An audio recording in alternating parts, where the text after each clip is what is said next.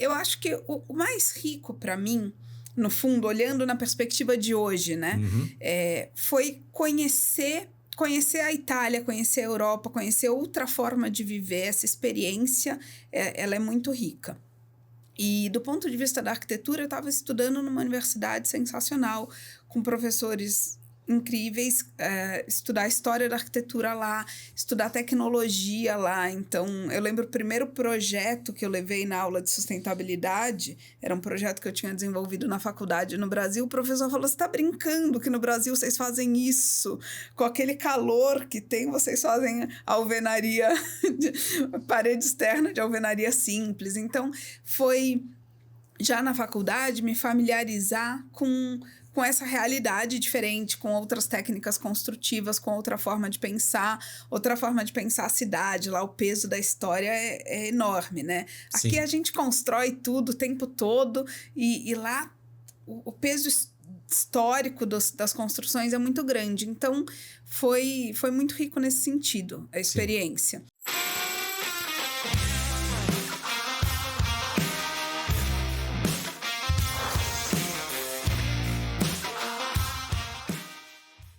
Fala pessoal, mais um ManzaCast. Nosso canal é dedicado a falar sobre engenharia e arquitetura, trazer todo mundo ligado ao setor da construção civil. Queria agradecer os patrocinadores, Obratec Projetos, Smart Lajes e Protenção. Quem precisar fazer uma laje de grandes vãos, vigas de grandes vãos, pode contar com a Smart Lajes e Protenção. Estou aqui com a minha amiga Marília. Fala, Marília. Tudo bem? Oi. Nossa amiga lá da Aconvap. Beleza, Marília? Conta um pouco sobre quem é a Marília. Bem-vinda, Marília. Conta um pouco quem é a Marília. Por que você decidiu ser arquiteta? Como é que foi que isso aconteceu para você? Bom, eu decidi, acho que já com uma cabeça meio de engenheira. Eu cheguei no final do colégio falando: eu posso fazer tantas coisas, deixa eu ver o que eu vou fazer. Uhum. E comecei a pesquisar e quase planilhei. Eu não usava planilhas naquela época. Uhum. Mas eu percebi que a arquitetura juntava duas coisas que eu gostava muito, que era o mundo das artes e da criação, e física, matemática, como colocar as coisas na vida real, como Sim. engenharia aplicada, né? Ciência aplicada, aliás. Então, resolvi ir para o mundo da arquitetura. Você é daqui de São José mesmo? Não, sou de São Paulo. Uma paulistana em São José. É? Moro aqui há 10 anos. E como é que você veio parar aqui em São José? Curiosidade. Casei com uma pessoa que trabalha na Embraer. Ah, beleza. Foi por isso, na verdade. Bom demais. Embraer aqui. Como eu sempre trabalhei em escritórios de arquitetura e sempre quis trabalhar, eu tinha mais mobilidade profissional. Eu poderia escolher outro lugar para trabalhar, ou o que eu acabei fazendo, abrir o meu próprio escritório. Então, a ideia de vir para São José foi natural por isso. Legal. Bom, você é formado na USP, intercâmbio Polimini, é isso? Polimi. Eu fiz mestrado no IPT. Fala um pouco sobre essas experiências aí, a faculdade, né, esse intercâmbio que você citou aqui. Eu me formei na FAUSP e durante a graduação eu fiz uma extensão universitária e cursei 1 ano no Politécnico de Milano, lá na Itália. Legal, hein? Para aumentar o repertório, para ver tudo aquilo que a gente estudava um pouquinho mais de perto, né? Ah, que chato, foi morar 1 ano na Itália, então. Não, foi uma experiência muito rica. Legal. Porque é outra forma de projetar, é outra forma de ver a cidade, é completamente muitos diferente. Muitos museus, né? Conta um pouco dessa experiência pra gente, muitos legal. Museus. Eu acho que o mais rico para mim, no fundo, olhando na perspectiva de hoje, né? Foi conhecer a Itália, conhecer a Europa, conhecer outra forma de viver. Essa experiência, ela é muito rica. E do ponto de vista da arquitetura, eu estava estudando numa universidade sensacional, com professores incríveis, estudar a história da arquitetura lá, estudar tecnologia lá. Então, eu lembro o primeiro projeto que eu levei na aula de sustentabilidade, era um projeto que eu tinha desenvolvido na faculdade no Brasil. O professor falou: você está brincando que no Brasil vocês fazem isso? Com aquele calor que tem, vocês fazem alvenaria, parede externa de alvenaria simples. Então, foi já na faculdade me familiarizar com essa realidade diferente, com outras técnicas construtivas, com outra forma de pensar a cidade. Lá o peso da história é enorme, né? Sim. Aqui a gente constrói tudo o tempo todo e lá o peso histórico das construções é muito grande. Então, foi muito rico nesse sentido, a experiência. Para ir para a Itália, eu pausei a minha dupla formação em engenharia, porque eu estava fazendo dupla formação em engenharia na Poli. Engenharia civil? Poli USP, engenharia civil. E arquitetura? E arquitetura. Eles têm um convênio de dupla formação. Nossa. Mas daí eu escolhi cursar as disciplinas que me interessavam mais, que eram mais práticas de engenharia civil mesmo, que fugiam um pouco das disciplinas de transporte, de disciplinas que não matérias eram... de cálculo ali, que não pesadas, tinham tanto a ver com edificação, fugi dessas. E aí fui fazer o intercâmbio e voltei para me formar. Voltou mais leve, então, né? Voltei mais leve. E uma curiosidade, tá? E a arquitetura moderna lá na Itália, ela segue esse padrão romano, sei lá, não sei, italiano, antigo? Porque lá as construções são muito antigas, né?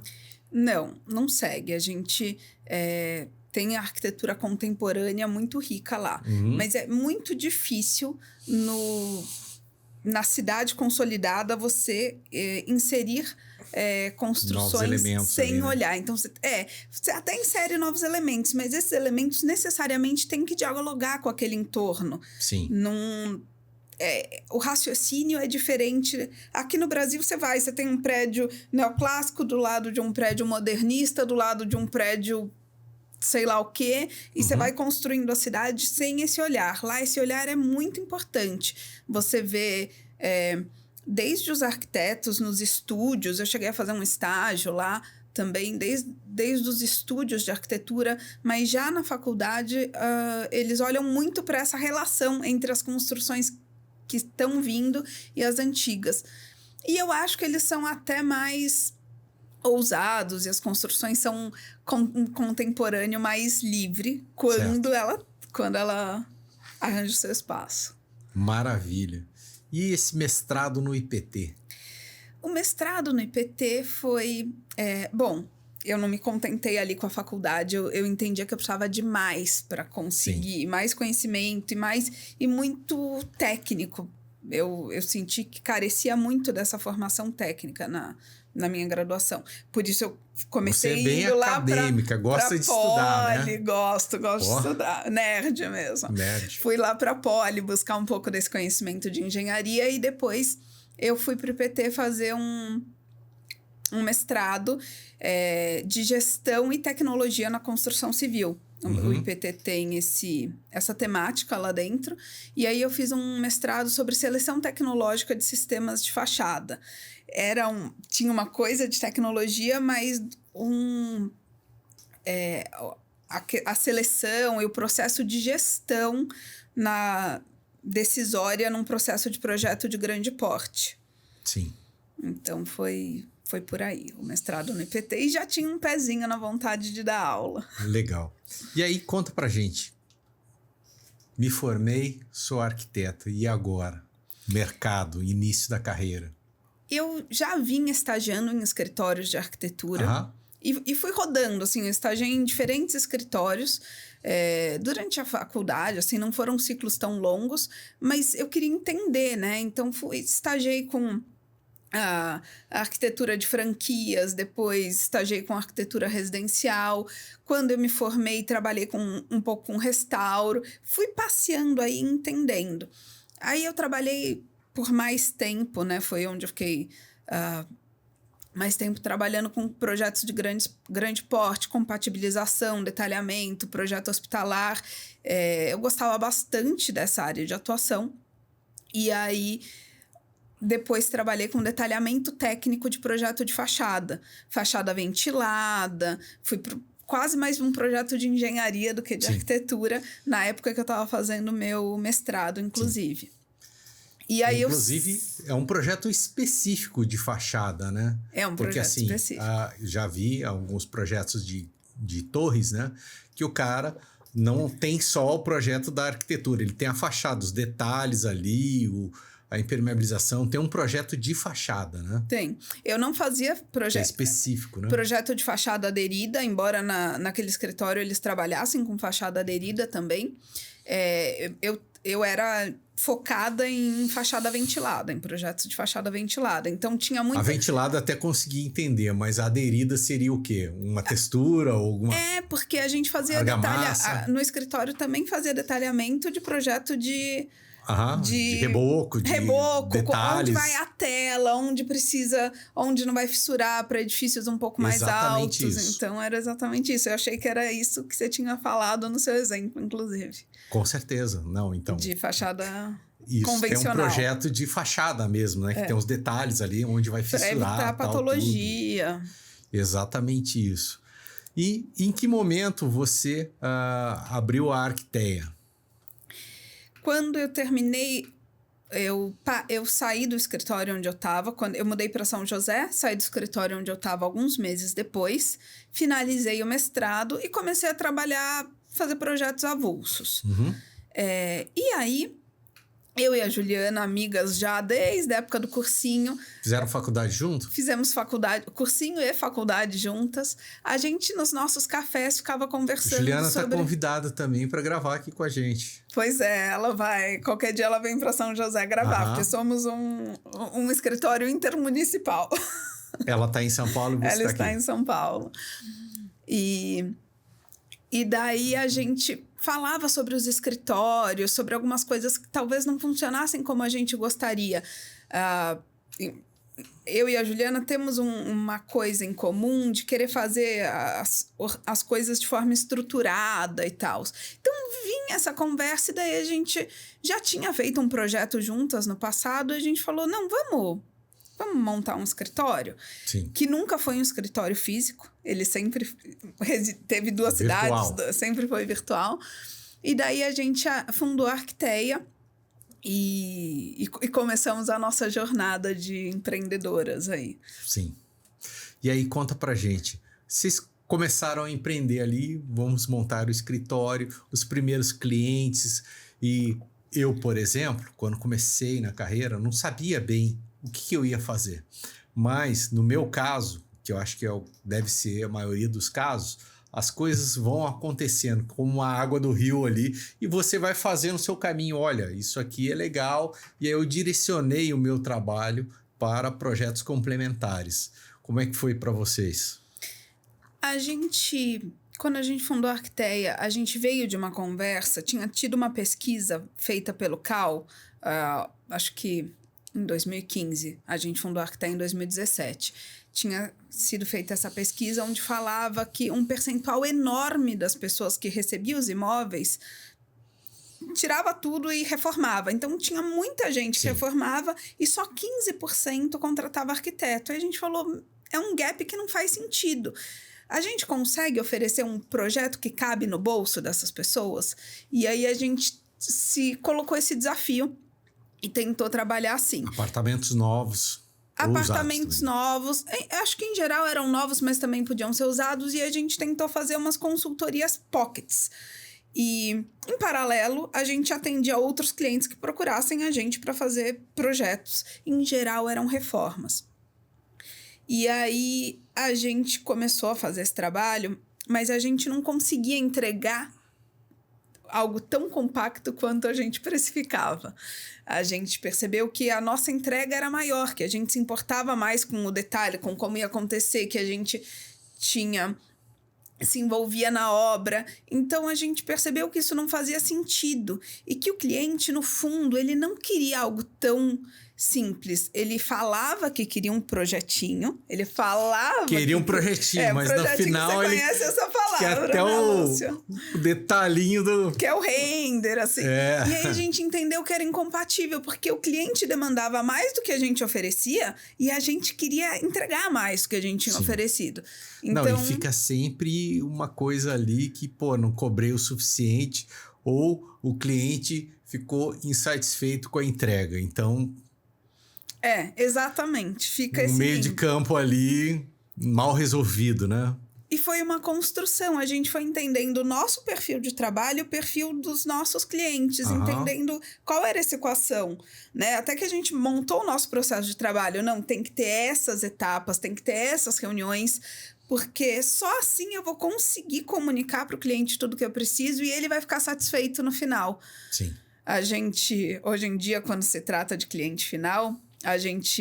Eu costumo falar nas primeiras reuniões, olha, o meu objetivo, no briefing, né? Meu objetivo é que quando o projeto ficar pronto, você diga, isso é tudo que eu sempre quis, mas eu nunca imaginei isso. Uhum. É juntar essas duas coisas, é conseguir fazer essa leitura e traduzir no projeto. Sim. E não dá pra gente fazer isso com uma consultoria tão rápida. Então, a gente foi adequando aí o nosso processo. Maravilha. E como é que funciona esse processo? Conta pra gente, assim, que você falou, ao longo do tempo a gente foi ganhando uma experiência. Então, você faz um briefing ali com o cliente, preenche ali uma planilha para ver, se o cliente tem algumas inspirações. Como que funciona o trabalho de vocês? A gente basicamente estrutura o nosso trabalho no que a gente chama de etapa de reconhecimento, que é quando a gente faz levantamento e briefing. E aí o nosso briefing é um briefing muito detalhado, dependendo do perfil de cliente, isso envolve um questionário, dependendo do perfil do cliente, isso é só na reunião mesmo, mas são reuniões longas, às vezes mais de uma, para a gente conseguir extrair desse cliente tudo que ele quer. E aí a gente começa a etapa de concepção. A gente faz a concepção do projeto. Primeiro a gente trabalha só layout, a gente faz uma aprovação de layout, aí a gente sobe volumetria e aí a gente conclui a concepção. E antes do detalhamento executivo, a gente oferece, a maioria dos clientes contrata, um estudo de viabilidade financeira. Então a gente faz um orçamento preliminar para ele falar, legal, o meu sonho tá dentro cabe do no meu bolso. orçamento, não cabe, eu vou ter que fazer essa obra, ou quase cabe, mas eu vou ter que enxugar no valor dos acabamentos. Enfim, isso é um instrumento de tomada de decisão. E aí sim a gente faz visita à loja, detalhamento de projeto, e aí, quando é o caso, parte para a etapa de obra também.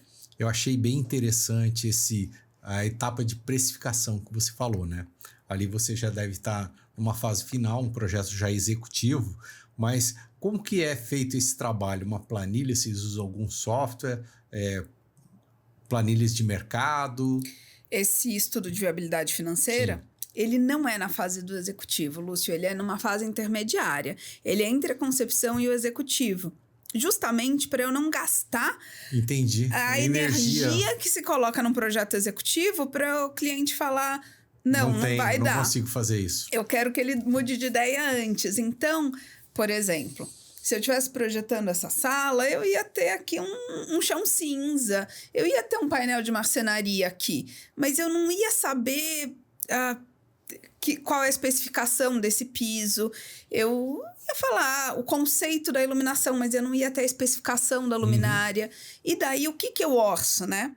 Só eu consigo fazer isso, eu não consigo passar para um orçamentista, porque como eu concebi e eu conheço esse cliente, eu sei que para o perfil dele eu vou pôr um piso Portinari, eu vou pôr uma luminária.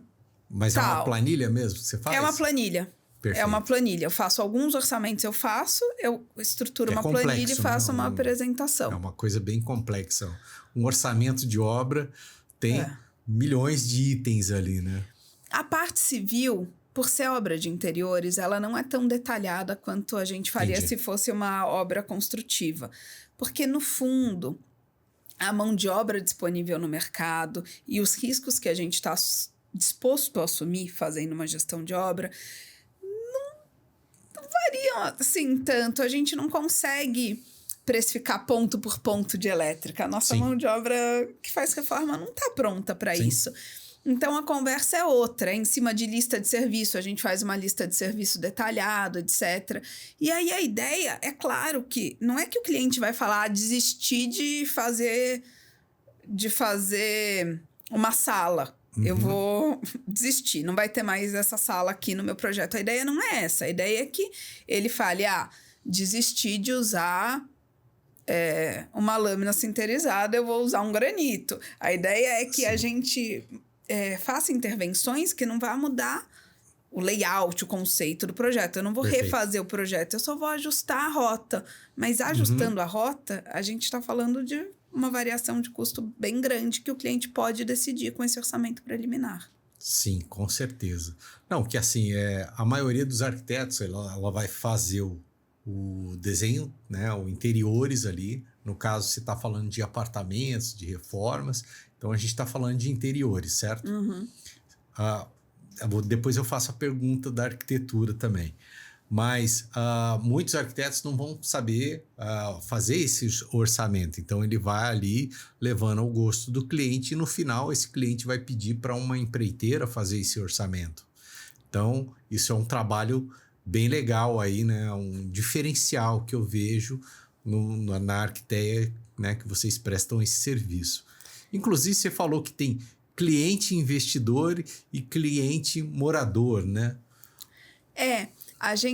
Esses clientes finais, é sobre isso que a gente falou até agora, Sim. né? E é o que, entendimento geral, você quer reformar a sua casa e a gente vai lá e desenvolve um projeto para você. Quando eu desenvolvo o projeto da sua casa, eu estou desenvolvendo um sonho e é esse roteirinho, mais ou menos, que eu falei. Mas você pode ter um imóvel que você quer alocar ou vender e você precisa ou acelerar a venda do seu imóvel porque ele está parado há muito tempo ou melhorar a sua margem porque o imóvel tá com preço abaixo do mercado ou abaixo do que ele poderia ter. Sim. Então, isso a gente chama de cliente investidor. Ali já, né? Já tá... Pode ser um imóvel pelado. A gente já fez isso pelado, no imóvel prédio novo. No contrapiso. Pode ser casa também no contrapiso. Pode ser um imóvel que está muito judiado e precisa ser reestruturado. Às vezes ele precisa de uma maquiagem, mais de design de interiores, e às vezes ele precisa de trocar toda a elétrica, toda a hidráulica, piso, parede, teto, reformar tudo. E aí é um cliente completamente diferente.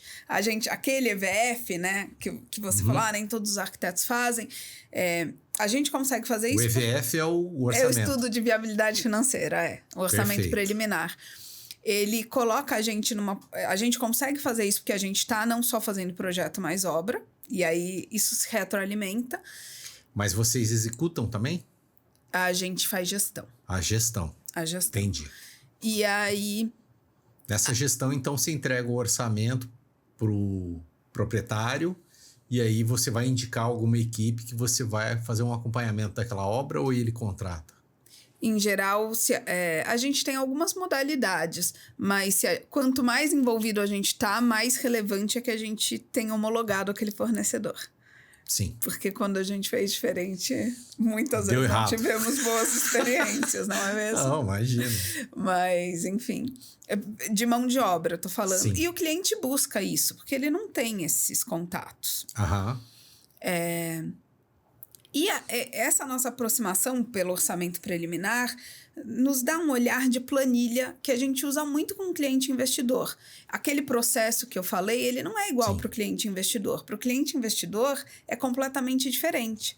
Primeiro, eu vou no imóvel, eu faço uma análise daquele imóvel, eu olho o entorno, eu entendo o imóvel, eu entendo o público-alvo daquele imóvel. Se é para venda, se é para locação. Se é para venda, isso muitas vezes é uma escolha do cliente mesmo, mas ainda assim é uma análise importante, porque mesmo que eu esteja analisando um imóvel para locação, eu tenho que avaliar o preço de venda dele, porque eu preciso saber que... Eu comentei porque ele cliente investidor, então provavelmente ele não vai morar nesse imóvel.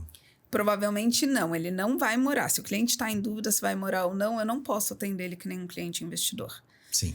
Porque um projeto que eu faço para o cliente investidor, eu Vou dar um exemplo. Teve um apartamento, que era um apartamento que estava sendo usado há muitos anos, estava meio caidinho, precisava de uma reforma. Sim. A gente fez, se não me falha a memória, em 40 dias. Tudo. Começou a obra e a obra não se estendeu tanto. Um projeto de um apartamento de 2 quartos, 2 banheiros, cozinha, sala, e onde eu mexi em tudo, eu não faço em 40 dias para o cliente final. Porque envolve ele tomar decisão, ele escolher, ele se envolve no processo decisório. Então, por isso que não funciona, tem que ser um processo diferente. Lá, eu avalio o imóvel, eu falo para o cliente qual é o cenário, qual é o potencial do imóvel, o que a gente pode fazer ou não com aquele imóvel. Eu dou um cenário. É claro que ele vai falar, não, eu quero gastar... Sei lá, quero gastar até 50 mil, até 100 mil. Vou locar por tanto, ou vou render por tanto. Mas o vou locar, eu vou vender é uma conversa que a gente tem junto com ele. A gente pesquisa isso para falar, olha, nesse imóvel você consegue investir até tanto, você vai valorizar o seu imóvel e se você desistir de tudo e quiser vender imediatamente, você ainda assim vai ter liquidez. Então, essa análise é importante. Então, é um processo muito mais guiado por nós do que com o cliente final. A gente faz essa análise, o cliente aprova, a gente faz um projeto muito simplificado e o projeto já sai com uma planilha bem preliminar de orçamento para aprovar algumas decisões. E aí, o projeto executivo... ele sai muito rápido e é um projeto executivo super simplificado. Porque quando eu falo de um projeto executivo de interiores, assim, a gente já fez algumas casas, então, projeto arquitetônico. E o projeto de interiores... Eu ia perguntar se vocês fazem arquitetura. Fizemos alguns projetos de casa. E o projeto de interiores, ele tem muito mais detalhes. Você olha num zoom muito absurdo, assim, é muito mais detalhamento. Quando eu estou projetando para um cliente investidor, eu não chego nesse nível de detalhamento. Eu tenho um banco de detalhes que eu sei que vai funcionar, eu uso. É claro que se o imóvel precisa de um diferencial, eu vou colocar. Mas o meu processo de projeto executivo é muito mais enxuto.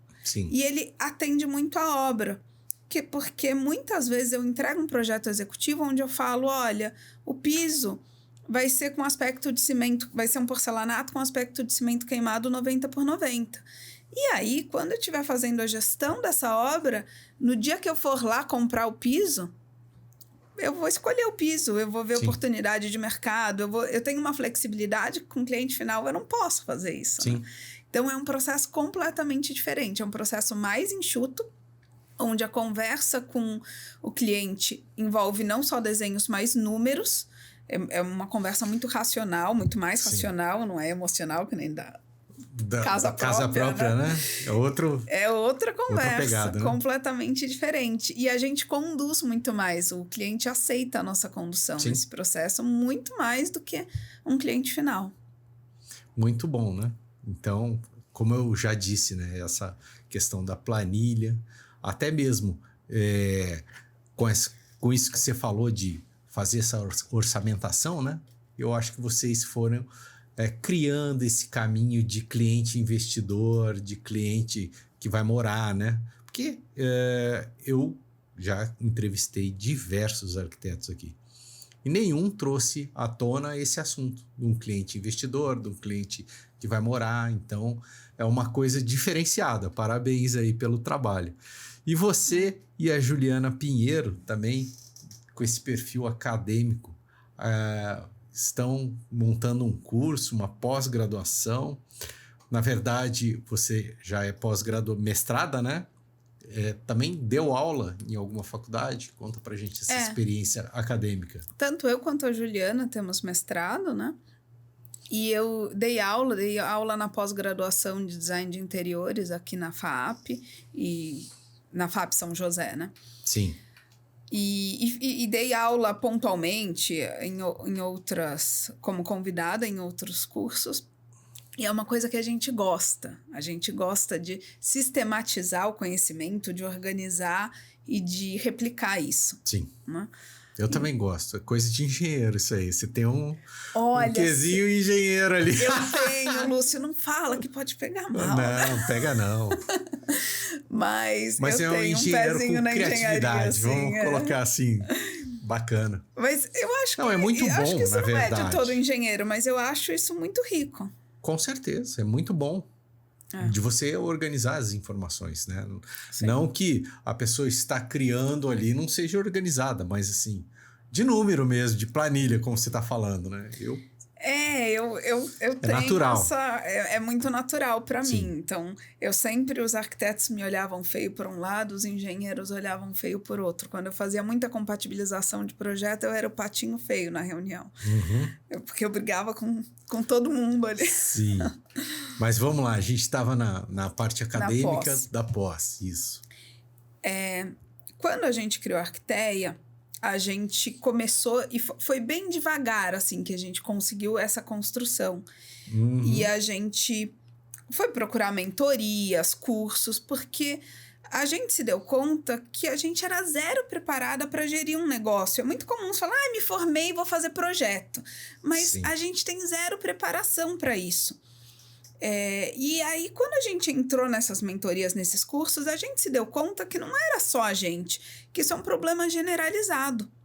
Exato. E algumas pessoas, mais do que a gente, assim, tinham questões de não saber precificar ou de não conseguir precificar, de não perceber que estavam tendo prejuízo porque precificaram para trabalhar 50 horas e trabalharam 200. A gente fez isso várias vezes. Você até comentou aí durante o papo, né? Mas a gente que você percebeu. Entregava muito e cobrava pouco. Falou, tem alguma coisa errada, tô trabalhando mais, né? Ou o dinheiro não tá pagando as horas de trabalho. Exatamente. E a gente eu vejo que muito muita isso gente no mercado. não percebe que tá acontecendo. Vou dar um exemplo aqui. O cara fala assim, o cara lá cobra R$5 o metro.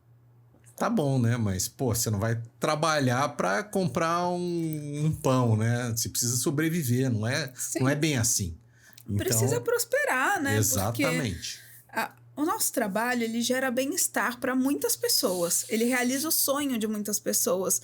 Então, o nosso trabalho também tem que gerar bem-estar para nós e realizar os nossos sonhos. Senão, não faz sentido. Com certeza. Né? Senão, não justifica. E a gente...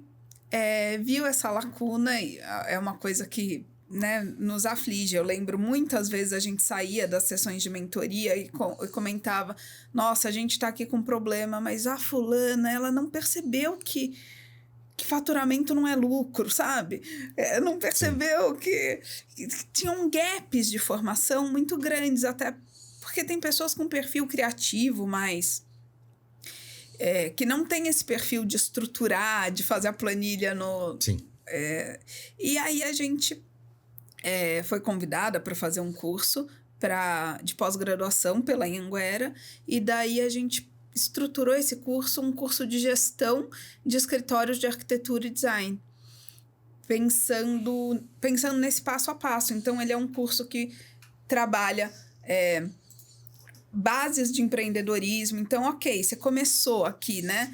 Tem até uma imagem aqui dos temas, né? Dos temas módulos. das disciplinas. Coloca aí pra são gente, os módulos.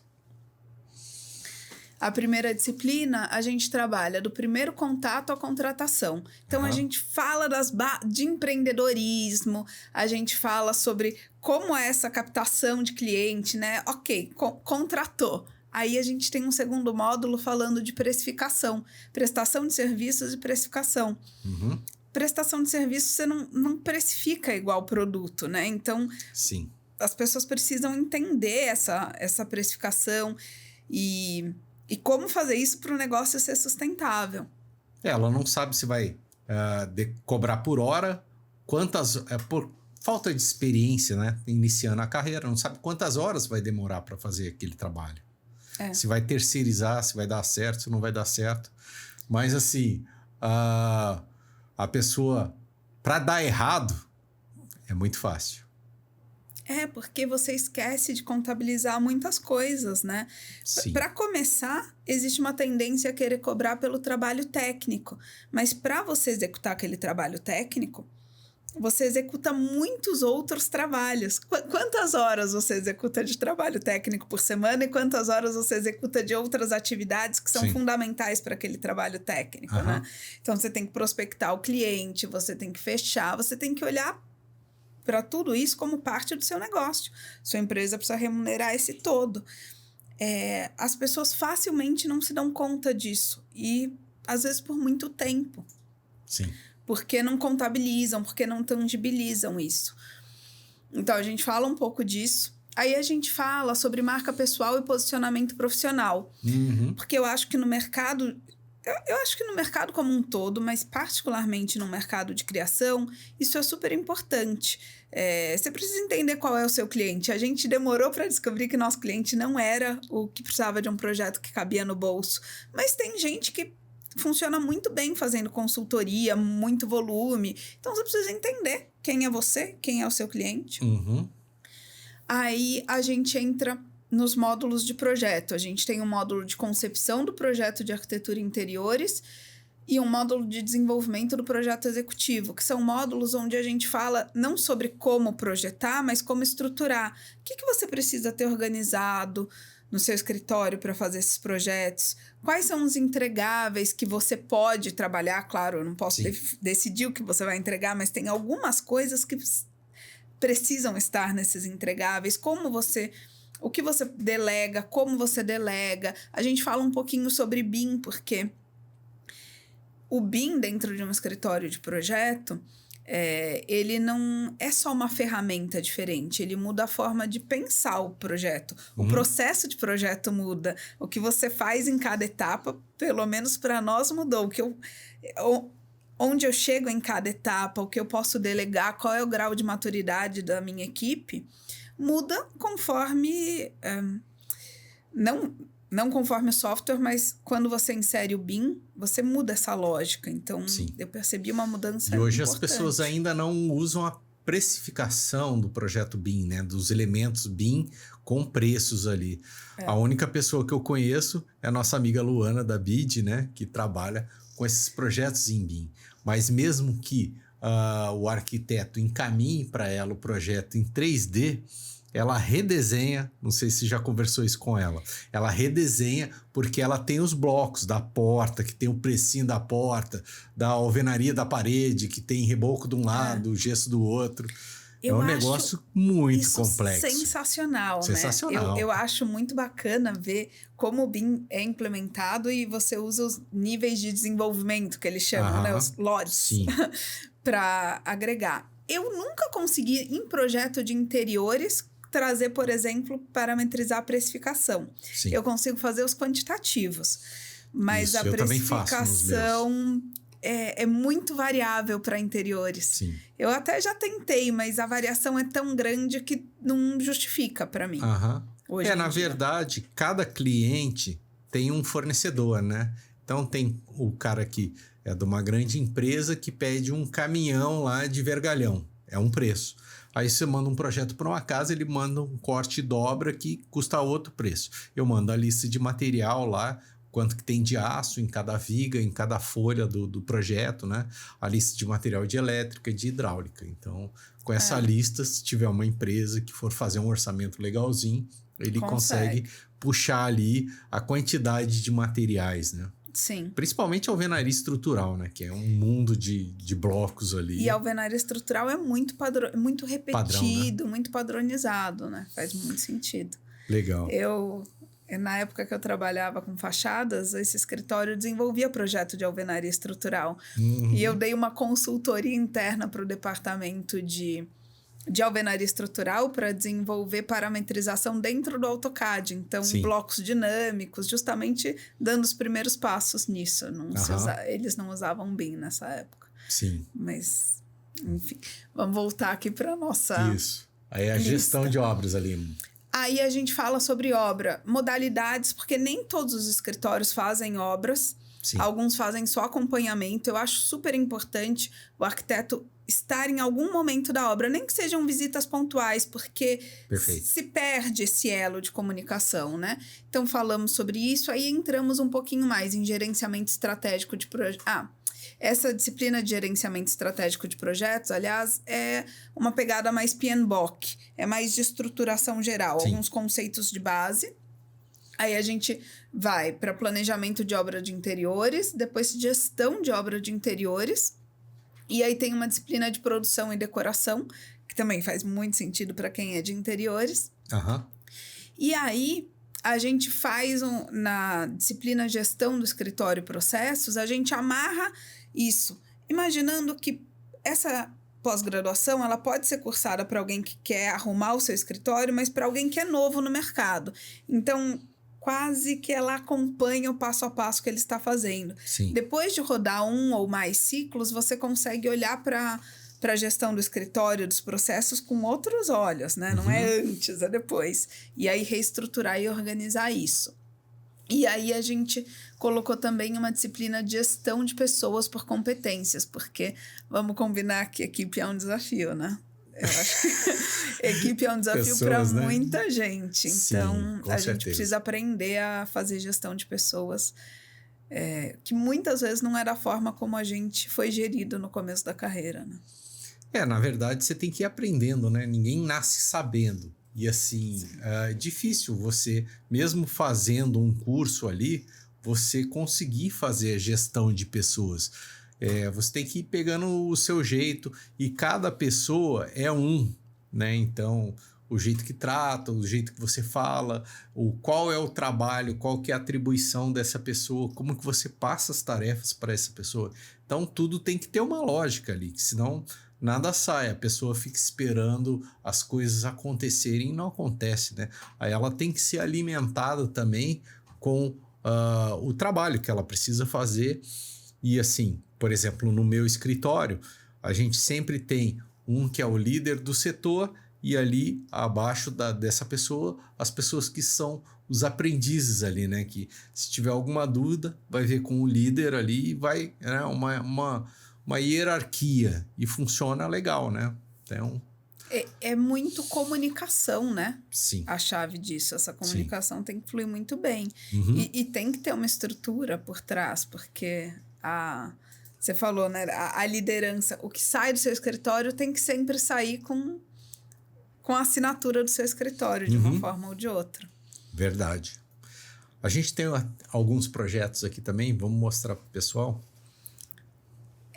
Alguns poucos projetos do Valoriza Mais, né? Porque aqui, a gente começou a falar desse cliente investidor. Pelado aqui, né? Tava pelado no contrapiso. Era seco, tão pequeno, né? Que o ângulo não permitia uma foto muito melhor do que essa. Mas só para dizer, né? Que não é sempre o mesmo produto. A pessoa olhar isso aqui é uma coisa, olhar isso totalmente diferente. Esse prédio tinha 30 apartamentos vazios. Esse cliente tinha 6. Só esse cliente tinha 6 dos 30 apartamentos vazios. Aliás, acho que era 30 apartamentos. Ele não queria baixar o preço. Então, ele falou, legal, eu vou investir... Para venda ou para locação? Para venda. Sim. E eu nem acreditava muito na ideia de fazer decoração para venda. Mas, nesse caso, eu achei que fazia sentido. O cara vê prontinho ali já... Nossa. Exato, a pessoa entendeu. Esse foi o primeiro, ele estava parado há 12 meses e acho que ele vendeu em 2 meses. E aí o próximo, que era no mesmo prédio, o próximo slide, ele estava... Próximo slide aqui. Esse daí, ele estava parado há 28 meses já. Sim. Aí ele investiu e funcionou como um decorado, porque ele tinha mais de um apartamento com essa planta. Era um Minha Casa Minha Vida. Aí ele mostrava, se você quiser, eu vendo para você, só que aí eu executo depois que você comprar. Não, ele nem prometeu executar. Mas a pessoa olhava e via como seria o apartamento. A pessoa fez em uma semana ele teve proposta para esse apartamento, mas o financiamento não foi aprovado porque o incremento de valor não dava. Mas aí ela foi e comprou o apartamento que ele tinha, que era igual a esse, sem a parte de interiores. Né? Comprou pelado, porque ela falou, eu vou fazer igual aquele, vou fazer devagar, né, na medida em que eu possa, mas ela comprou convencida por esse daí. É a dinâmica de um apartamento decorado. A venda, né? Eu tenho um case desse, eu tinha um apartamento para venda. E acho que ele ficou 6 meses, não me lembro exatamente, que faz alguns anos. E não vendia. E aí o que eu fiz? Eu reformei, coloquei um carpete de madeira, tal, tudo. Nem coloquei móveis, mas assim, eu reformei. Porque no osso, assim, ele fica muito feio. No piso, assim, né, de farofa, assim, de cimento. Reformei o apartamento, pintei, deixei ele bonito, com torneira, com tudo, né? Porque não tem torneira, não tem nada. Ele fica realmente muito pelado. Reformei e eu acho que eu vendi em 1 ou 2 meses.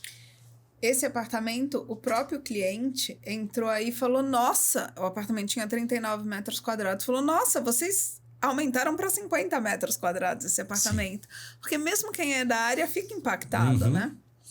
Deixa eu... Mais um aqui, esse é maior, hein? Essa é uma casa lá na Riviera.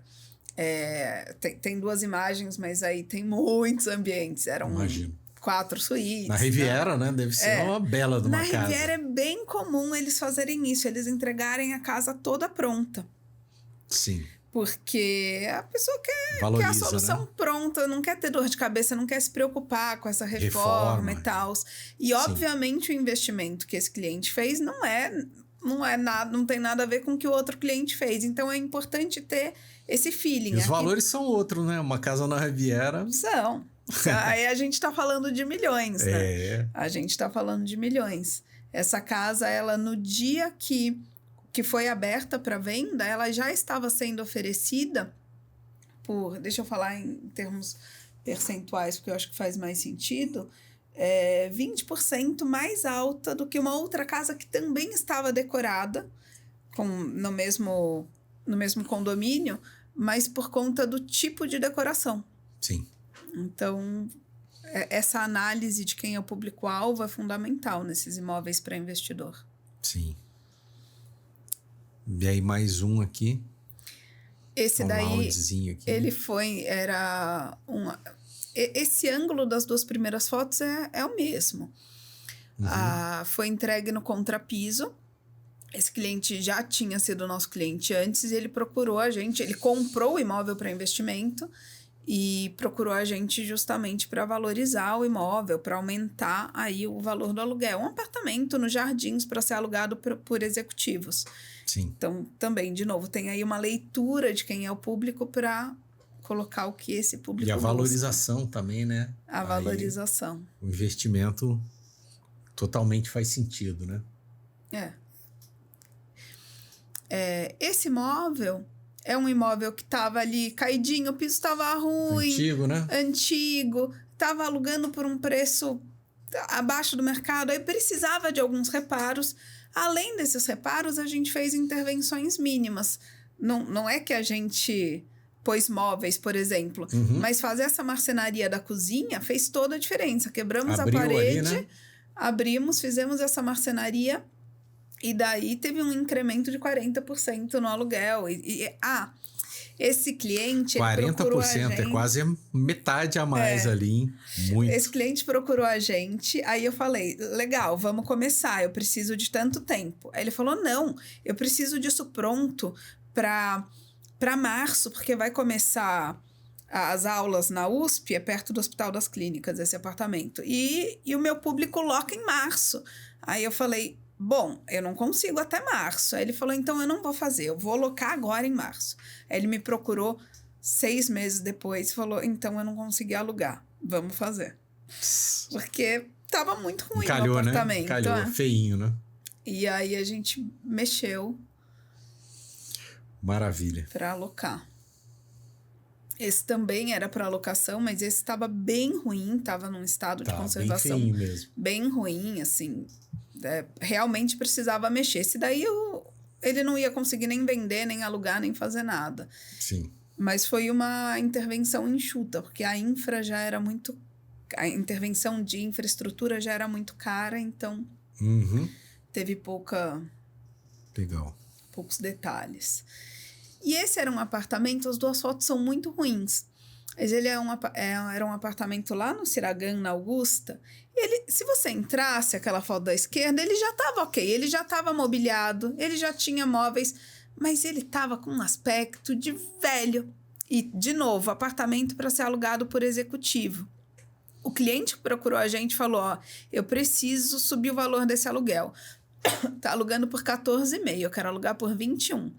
Aí a gente falou, olha, eu acho que dá para alugar por 17. Aí ele falou, faz que eu vou alugar por 21. E, de fato, ele conseguiu alugar por 21. A gente achou que chegava 21 em 17. por ele mês? alugou por 21. Cara, um apartamentinho pequenininho, né? Não é tão pequeno, Não? mas... Aqui atrás é o quê? O cômodo aqui?